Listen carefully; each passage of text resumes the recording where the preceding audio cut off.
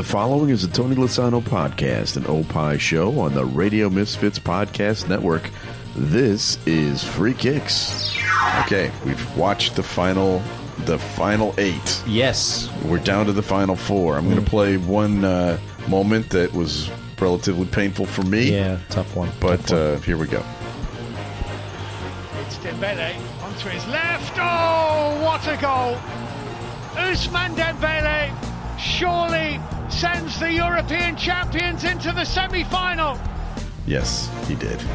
We'll get into that. We'll get into the other games that just completed here as we're sitting here recording, because it is time for Free Kicks. And now, Free Kicks. Free Kicks with Illinois Youth Soccer Association's Director of Coaching, Adam Howarth, and Rick Kemper. So, heading into this final 16, there were 6 Premier League teams. Yeah, I know. Mm-hmm. And we were getting a little chirpy about the best league in the world and how great it is and everything. And another one was knocked out yesterday, Liverpool, which leaves one team from the Premier League. And I think of the 4 teams that are left, they're the worst. Don't you think? Them and Atletico Madrid. Yeah, okay. And ironically, they play each other. They do. So Arsenal is the team that has made it to the semifinals, which is an achievement. No question. They won 1-0 on aggregate. Yeah. So boring. Oh my God, was it boring? I know. So boring. But they have a proper defense, you must say. They defensively have as good a defense as anybody. There's no question. Offensively, different story. Offensively, they're offensive. Yes, they have not been able to score lately. Yep. And Eze was back today. I saw he was playing. He looked okay. He looked okay. Yeah, he looked I thought he was out for 2 months or something, but apparently he's back, which is good. And Liverpool played a pretty good game, I thought, against PSG. They battled hard, but they're just not as good. No. Yeah, and I was listening to somebody talking about them today, and it's just a different setup. You don't expect Liverpool at home on a Champions League night to be on the back foot. Yeah, and they were. And they were always looking to score on a counter. Yeah. It's a shame. And fortunate injury there for Ekitike. That was a bad one. And that was tough. Then Mo Salah comes off the bench. Yeah. Claps to the crowd, and I think that's his farewell. I know.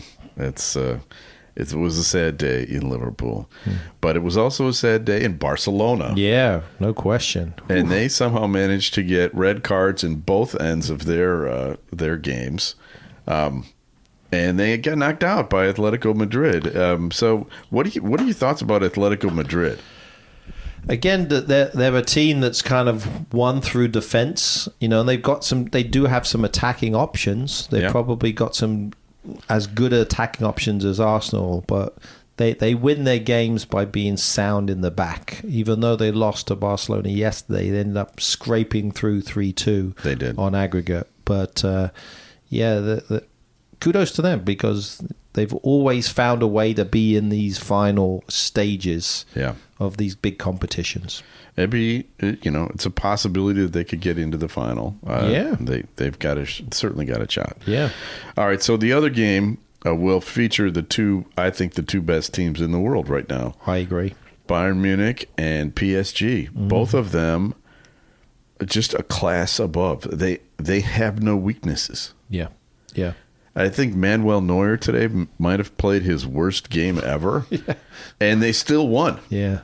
A goalkeeping mistake. Go figure, for the first goal. Yeah. Happens all the time recently, isn't it? Trying to play out of the back, all these things. I know. My goodness. I know.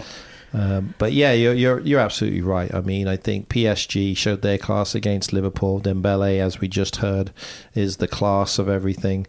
I'm still trying to practice my Kvaratskhelia. I think that's it is. I can't. I say the Georgian guy. The Georgian guy is probably the best way to go. I did hear some rumors he might be going to the Premier League next year, but really, we'll see about that. That would be great for the Premier League. But that would be. But what about Bayern Munich, though? I know for you as a German, you got to love it. I do. I'm rooting for Bayern now. I mean, my German team is Eintracht Frankfurt, but there are no other German teams, really. It's Bayern Munich. Yeah. And they have such firepower right now. They are so fun to watch. Their passing, it reminds me of the very best of Pep. Yeah. You know, where Manchester City for a couple of years there, where no one was coming anywhere near them. That's how good they are right now. Well, I mean, that makes a lot of sense because you got Vincent Kompany in charge, Yeah. who was a disciple of Pep.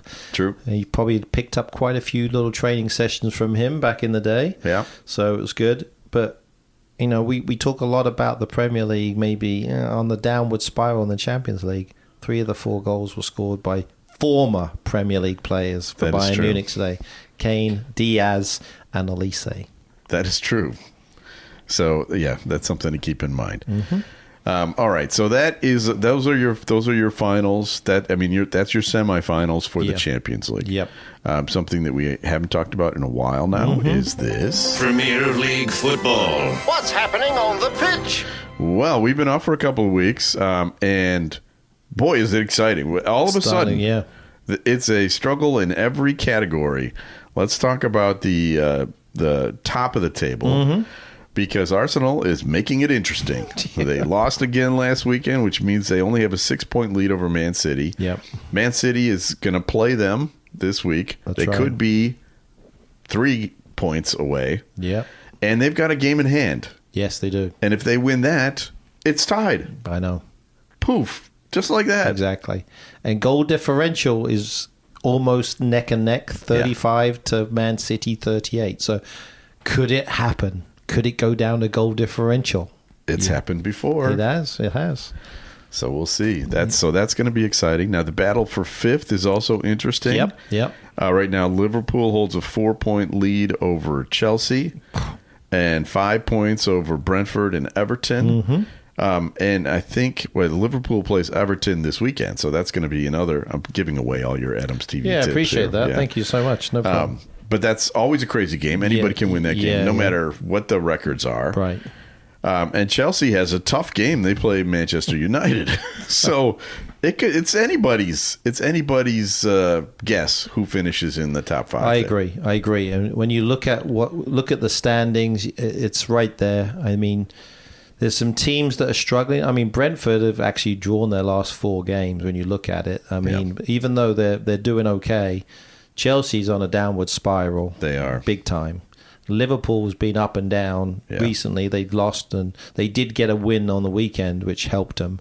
And Aston Villa has only got 1 win in their last 6 too. So these teams aren't helping each other. No, they're not. We just need someone to kind of surge ahead. Man United is there as well, but they've been a bit more consistent. Tough loss for them on the weekend against a stellar Leeds side, for sure. Yeah. But I think it's still anybody's. It's going to go down to the wire. I mean, I couldn't predict who would finish even 4th right now. That's a good point. 4th is still up for grabs. Yeah. Manchester United and Aston Villa, they're not locks. No, exactly. I mean, a couple of wins. Like I said, both of them have been very inconsistent. Man United's probably been the most consistent. Right. But that tough loss on the weekend hurt them. But yeah, Villa, Liverpool, Chelsea, Brentford, go down to Everton, even Brighton, even Sunderland, Bournemouth. I mean, you're all only a couple points away. I mean, Chelsea at 48 are actually only 6 points ahead of 14th place. Oh, boy. So it's amazing when you think about it. Your cup is half empty right now, isn't it? It is. Yeah, I get it. But it's not as bad as Tottenham. No. We should talk about Tottenham. In fact, that's all they're talking about in London these days. Oh, my goodness. Because it's really looking like they're going down. They're in the bottom 3 right now. Yeah, it's going to be really, really challenging for them. New manager, obviously. They've tried to change some things around, but they are now at 30 points after 32 games. Wow. Minus 11 goal differential. I mean, slightly better, but they have not won in 6 games. 5 losses, 1 draw. Well, let's listen here to Tim Sherwood. Explain to everybody who Tim Sherwood is. Yeah, Tim Sherwood, former player, definitely an icon of Tottenham Hotspur. Was also a manager for a very brief time.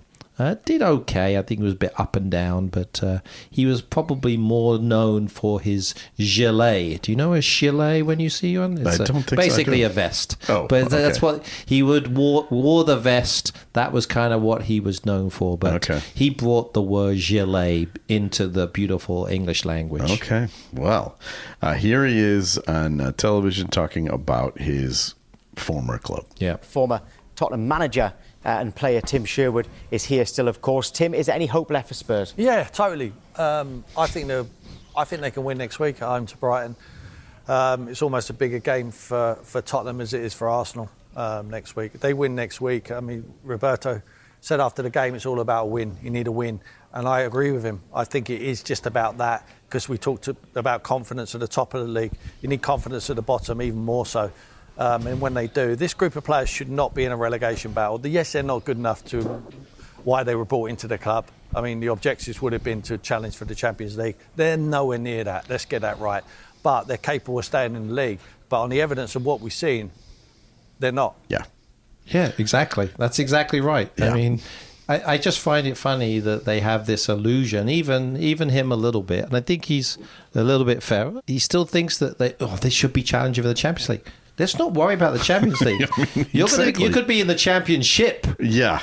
Let's just make it clear. You have to win out. Yeah. Because right now, if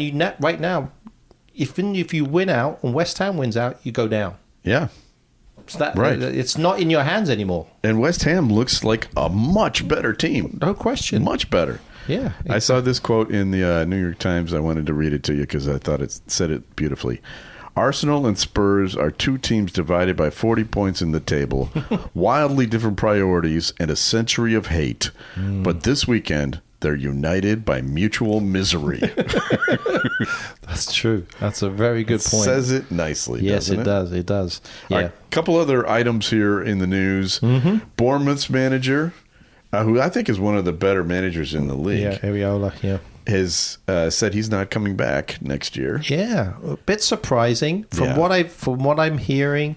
Atletico Bilbao is a club that he played and also I don't know if he ever managed them, but he wants to go back and manage them. So that was kind of the story. But I can tell you this. I think Liverpool could be looking for a new manager. Yeah. I think you could argue Man United could be looking for a new manager. Yeah. Potentially Manchester City looking for a new manager. He would be in line for any of those jobs. That's true. They'd take him in any one of those places. And the kind of money they could offer would be very hard to walk away from. He's done fantastically well with his team. He's held in very high regard. You know, Bournemouth is a team that where Eddie Howe came from. Right. You know, so he was obviously took him to higher levels. He's definitely held in just as high a regard because of what he's done. And again, they've been consistent. They're still just a consistent middle of the road team. But remember, Bournemouth, their capacity is only 11,000 at their stadium. And it's amazing when you think about it. Yeah, I mean, my stat of the week this week is about Bournemouth. Yeah. Because I thought to myself, I don't remember them being this good for a while. And I asked my friend AI. Okay, sure. What the best seasons ever were for Bournemouth. And 2 of the 3 best seasons they've ever had are under this coach. Yeah. Yeah, makes sense. In 24-25, they finished in 9th place. 23-24, they finished in 12th, but, they were just like a point or so under that. Yeah. And then the other one was with Eddie Howe, where they also finished in 9th. So they, this is a big loss for them. Yeah. They're going to have to really work hard to get a new manager in. They've done a great job of recruiting great players. Semenyo, I think, was one of their best players ever. Unfortunately, lost him to Manchester City, who are definitely using him to his best abilities. But they found players, and they've done a really nice job with him. So hopefully they can find a manager who can find those players again. Yeah. Free Kicks is brought to you by the Illinois Youth Soccer Association. Illinois Youth Soccer has been proudly serving the Illinois soccer community since 1975 and has a strong history of credibility. Illinois Youth Soccer is a non-profit corporation, official state association and charter member of U.S. Soccer Federation, administers U.S. Soccer Federation coaching programs, the U.S. Soccer Federation Olympic Development Program, and U.S. Soccer Federation referee programs. For more information, go to illinoisyouthsoccer.org. And now, the latest Chicago area soccer news. Soccer news. With Coach Adam. Coach Adam. Just want to congratulate, first of all of our players who made the state teams for our Olympic development program. That was sent out April 1st. Some of them thought it was an April Fool's joke, but we didn't do it purposely on that day. Next year, April 2nd. Yeah, so I think we'll work on that date. But so congratulations. And so those players will be representing Illinois Youth Soccer in St. Louis in June, where we'll be playing against 14 of the other state associations within the Midwest. So we're excited about that. And that'll be a nice weekend. And actually, I think it's the opening weekend of the World Cup. So USA plays that weekend, actually. So that should be fun. And then also coaching education, got 2 new D licenses open. So if people are interested in getting into the D license this summer, definitely this is a great opportunity if you've got your grassroots done. We've had a few people call about maybe adding a grassroots course here. It's always tough and difficult to do during the season, but we'll try and see if we can cater for everybody's needs. So if you're looking for a course, let me know. We'll try and work with you as best as we can. Time now to guess the Premier League star. All right, so this week's Premier League star is an established star. Okay, great. All right, in the league. He's 28 years old, and he is a forward/striker. Okay. He scored nearly 100 goals in his Premier League career. 3 different clubs. Okay. Right. He currently plays for one of the teams in the relegation zone. I'm gonna throw a name out. I don't know why I'm thinking this guy. Okay. But I'm gonna throw it out. Dominic Solanke. Oh my God, that's correct. And I had no idea. When you said 3 teams, we'd had the whole Bournemouth discussion. Yeah. Just put 2 and 2 together. By the way, he holds the record for most goals in a Premier League season by a Bournemouth player with 19. There you go. I thought we'd come down to my last clue, which was his last name sounds a little bit like the old metal toy that can walk down the stairs, the Slinky. There you go. Yeah, he's good. He started at Chelsea. Did he? Yeah, started at Chelsea, moved to Liverpool. Yeah. Never really kind of did anything there. No. Then went to Bournemouth, now is at Tottenham. So Chelsea never really played in the Premier League. He was kind of in the academy. He may have sniffed the first team. Okay. But that was about it. But Liverpool, he was in and out. Right. And then obviously Bournemouth is where he kind of got back, and he needs to score some goals for Tottenham. He does. He's been injured a lot this season, and that's one of the reasons why they've been struggling, to be honest with you. But he's back in the England squad. He was in the last group of 35 players that England brought in for their friendlies. Really? Yeah, he was in the squad. Okay. He did get to play a little bit. I don't know if he's going to make it. I mean, there's a big discussion. Do you take him or Ollie Watkins? Yeah, Watkins hasn't had a great year. Both of them have been struggling, but Ollie's done it, right? He scored the big goal last time around. Did. So, again, I'm not Thomas Tuchel. That's why he gets paid the big bucks. I'm not Thomas Tuchel either, even though I am German.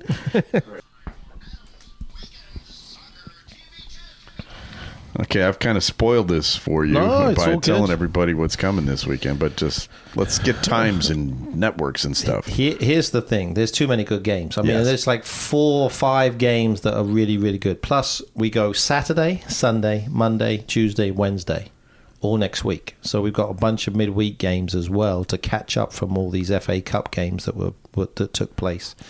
So Saturday, for me, first game, and I think we have to watch this game, Spurs versus Brighton. Yes. We've talked a lot about them. Yep. Can Dominic score the goals needed? Who knows? Then you've got, right after that, Chelsea Man United. Yeah. 2 o'clock kickoff, Central Time, which is going to be great. And then we get up early. You've got to watch your derby, Everton-Liverpool. Yes. It's going to be a good one. Did you say early? 8 a.m. It's not bad. I can do that. Not terrible. Yeah. And then followed right after that, it's the game of the weekend. That's amazing. Man City versus Arsenal. I mean, you got Everton, Liverpool, which isn't just a side game. And you got all those other ones, but I think that obviously Merseyside derby. Exactly, which could doesn't have massive connotations with everybody, but obviously Man City at Man City versus Arsenal, that's going to be the game that everybody needs to watch. So looking forward to that one. Yeah, and it's at Man City, right? Yeah, exactly, at the Etihad. Yeah, so that's it's going to be tough for Arsenal. I agree. Man City's in form too. Yep. All right, we'll see how that works out. Before we go, there's one other person I wanted to pay tribute to, and that's Marie-Louise Etta. Do you know who she is? No, I do not. She is going to be the first head coach. Oh, yeah. I heard manager of a top 5 league. Yeah. German. She's going to be the manager of the Union Berlin team in Berlin. Yeah. A woman. Head coach. Amazing. That's fantastic. Isn't that great? Right now they're 11th in the German Bundesliga, but the previous coach is gone, and they need a new one. And she was running the U19 team basically, and they moved her up. That's great. And so we're breaking the glass ceiling, the soccer glass ceiling. So the first female coach on the male side ever. That's amazing. Yeah. So I did see that. I just didn't remember a name. So when you put two and two together, I was like, I had to look it up. I forgot the name too. Yeah, but fantastic. Wish you all the best of luck. Hopefully everything works out. We've seen it a little bit in basketball over here. A few of them have been assistants. That's right. And some and referees and stuff that But not this. Yeah, and this is a big one. And I don't know if you saw this, but FIFA actually mandated not too long ago that every women's team has to have at least a woman's head coach or assistant coach. Oh. So all their national teams. So definitely lots of opportunities for female coaches out there for sure. Wow, it's like Title IX around the world. Yeah, exactly. Yeah, well, I think we're already seeing that the American advantage in soccer, for the women's soccer, is slowly eroding. Yeah, and this will take it to the next level, probably. Yeah, we'll see. But it's good for the sport. Oh, yeah, for sure. Yeah, expanding it, absolutely. So Free Kicks is brought to you by Green White Soccer Club. We're working on our 70th anniversary. They asked me to come up with 70 players or families to highlight between now and the anniversary, which is going to be in August. That's awesome. So I've been working hard on that, and boy, we've had some good ones. I just say, you go to greenwhitesoccer.org, and you'll see a club that has had an amazing history. And we're still around. You still can play for teams of virtually every age group, including women's soccer. We've got a women's team. We've got girls. We've got boys. We got men. And we got old men. Old men, for and sure. really old men, like me. Yeah.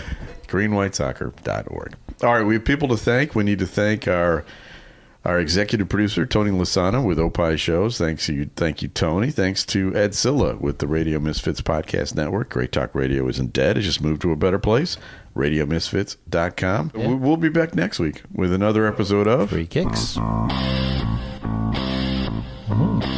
The proceeding was a presentation of the Radio Misfits Podcast Network. Find our other great shows on iTunes, Stitcher Radio, and at RadioMisfits.com. Thank you. This has been a presentation of Opie Productions. Tony, can you shut up? This is Minutia Men with Rick and Dave. Hello? Oh, God. Okay, gotcha. Dave? Hello? Yeah, can you hear me? David? You there? David? Hello? Are you there? I can hear you. Can you hear me? Yeah, I can hear you now. You know what? I'm going to take my headphones off. How does this sound? Okay. Tony Lasano Podcast and Opie Production on the Radio Misfits Podcast Network. RadioMisfits.com.